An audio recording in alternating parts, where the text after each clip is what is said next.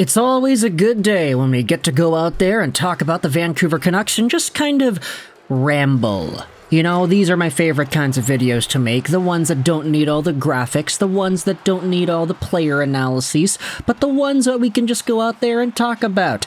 Let's go over onto The Athletic, because earlier yesterday there was a post made by Thomas Drance. Inside how the Vancouver Canucks coaches are preparing to improve on last season's success. Now, you know the protocol. The Athletic is paid for material. We're not going to go out there and screenshot this piece, but I will leave a link in the description if you want to read this yourself. That's your prerogative. That's totally fine. If we have The Athletic, you could read this. It's all good at Applewood. But for our sake, because we have a show to make, I want to go out there and use an article on ProHockeyRumors.com, because this piece, also from yesterday, published by Brennan McLean, goes out there and summarizes what it is that Thomas Drance's main thesis is in his Athletic article. So I'll leave a link as well to Pacific Notes, Milamok, Gore, Draisaitl, and Canucks. Of course, we're not talking about the first three here in this video, that's just kind of included here. Rick Tocchet and his fellow members of the Vancouver Canucks coaching staff are preparing for a 3-day summit as referenced in an article from Thomas Drance of The Athletic. The group's primary focus is to address the Vancouver Canucks offense for 2024-2025 and how to best score on the rush and make in-game counter adjustments. Opposing teams caught on to the fact that Vancouver's offense was being run from the back end by Quinn Hughes and Parekh, limiting their productivity for the rest of their season. Although the Canucks will still look for a fair bit of offense from their D-core, Tocchet is looking to engage the entire group rather than having a one-dimensional scoring system. And that's it. That's the entire article, or not the entire article, that's the entire Pro Hockey Rumors segment. That includes the Vancouver Canucks, that summarizes the Thomas Drance article. And I wanted to talk about this because when it comes to the Canucks and their offense, it's really interesting to me how Tocchet and co., their goal at the moment is to try and supplement the Vancouver Canucks on-the-rush offensive ability. Not that the team was lacking offense at any point throughout the regular season, and I say regular season and not playoffs because the playoffs were an entirely different animal, but if you head over to the Vancouver Canucks and their stats for 2023-2024, Vancouver was one of the best teams in the NHL when it comes to goals. They were 6th overall. In terms of goals against, they were also 6th overall. So right there, if you do the math, I mean, do the everything added all at once, it kind of balances itself out. Vancouver was one of the top teams in the NHL when it comes to just being able to score goals. So the idea that they might need to reevaluate their scoring strategy, that says to me that they are striving for absolute peak excellence. And when you think about the guys on the team that were able to produce points, you kind of see a pattern a little bit. Like, I'd say for Miller, Pettersson, and Hughes especially, a lot of their points weren't necessarily comprised of a large chunk of on-the-rush plays. Like, I don't have the numbers in front of me or anything, I'm not looking at any stats, but just kind of from what I remember, I feel like this year was filled with a lot of Vancouver Canucks offensive pressure, where once Miller, Petey, and Hughes would cycle it around, that was when it was over. Like, that's when opposing teams would crumble, and that's when Hughes would make a brilliant pass to Miller, and then he'd either take a shot, or he'd send it across for Petey for the 1T, or they'd send it in front to Boeser, who would be the rebound guy. That was what Vancouver needed to do to get offense in this season, and that's kind of how they continued to create offense going into the playoffs. The Nashville series was a really difficult series for Vancouver, because the Predators' defense was just so airtight. But Vancouver found a way to win. And a lot of the goals that they had scored, very few of them came on the rush. I'm starting to think there were like the Nikita Zadorov goals on the rush, and then there was the Lindstrom goal on the rush, the first goal of the entire playoffs. But a lot of these other goals, especially the ones in Game 4 in Nashville, that huge comeback for Arthur Silovs, most of the goals in that game that Vancouver scored were off of some extended offensive zone pressure.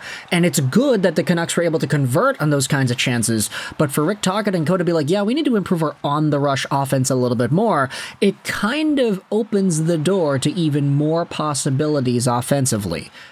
It's interesting that Drance notes as well how because teams figured out that a lot of the Canucks offense was created from their defenders in Hronek and Hughes, that they were able to shut those guys down in the second half of the year. And for Filip Hronek, I feel like that definitely did happen. It's night and day, his productivity from the first half of the year to the second half, and you could notice it too. I mean, just on the ice, the guy wasn't playing as well as he had been in the past. Quinn Hughes, of course, was able to get around that and still continue to produce points, but even in the postseason, Quinn Hughes did not have as many points per game as he did during the earlier stages of the regular season. I mean, opening up the year with 30 points in however many games, tied for first in the NHL in points with Miller and Pettersson. There was a Canucks three-headed monster at the top of the NHL scoring race. I think a lot of people forgot about that. So with this team being able to produce offense in the ways that they have, it is so interesting to me that they're trying to open the door up and do even more. And my question is now, okay, when you think about it, I mean, a lot of the guys on the team can score. Even last year, a lot of guys on the team could score, with the exception of Ilya Mikheyev, and I guess you could say maybe Vasily Podkolzin, or the Sheldon Dryses, or the Phil DiGiuseppes. I don't even know if Sheldon Dries played a game this year, not gonna lie. There were a lot of players on the Canucks forward core who could score. This year, you've got a lot of the same cast coming in. Pettersson, DeBrusk, and Daniel Sprong, out of all people. I mean, Sprong, you want to talk about scoring on the rush. Yeah, Daniel Sprong can do that, my goodness.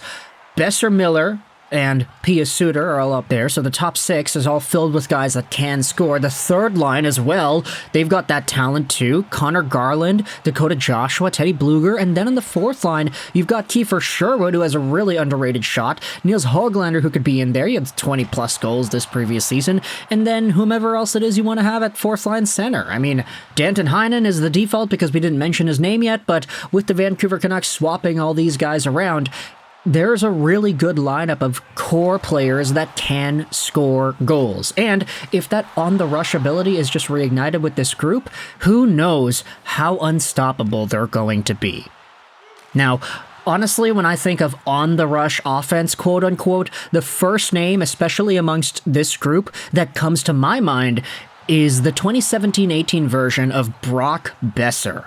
Because if you're like me, you're a 2000s kid who had lived out the Brock Boeser rookie year days, man, that guy was an on-the-rush sniping monster. Like, when Brock Boeser picked the puck up, when he got it from the Sedins, or the one time that Alex Edler would actually pass it to him, when Boeser had a lane, when he had space to just walk right in and pick a corner, he would pick a corner, baby. Like, we talk about his wrist problems all the time. It was one of the biggest things that held him back over the years. But Brock Boeser, what he is right now is so different compared to what he was back then. Sure, he had a career high in goals this previous season. He finally got 40, let alone 30, and everybody was super happy. But Brock Boeser was the on-the-rush offense king 6 years ago. And nowadays, he doesn't really exhibit that same skill. He's rounded out much more consistent and more useful parts of his game, honestly. He's a much better player today than he was 6 years ago, but the on-the-rush quality was like the one thing. The speed and the wrist shot in motion, those were better from Boeser 6 years ago. It's just, you know, based off of his wrist, who knows if he's even capable of doing that again.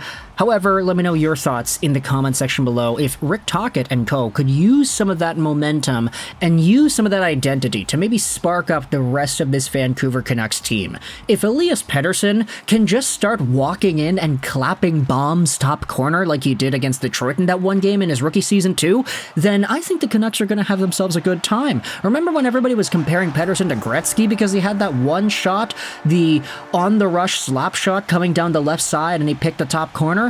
Petey does not even try to do things like that anymore.